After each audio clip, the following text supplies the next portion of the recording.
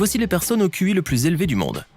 Parmi les intelligences qui ont marqué notre siècle, une place considérable est réservée à Stephen Hawking. Il a fait avancer l'astrophysique à pas rapide en ouvrant la voie à une connaissance approfondie des trous noirs.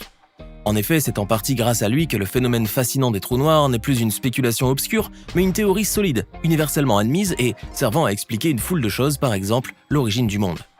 Né à proximité de Londres en 1942 d'un père biologiste et d'une mère militante, Stephen Hawking a d'abord été un élève ordinaire, avant de s'inscrire à l'université d'Oxford où la supériorité de son esprit se révélera à tous les professeurs.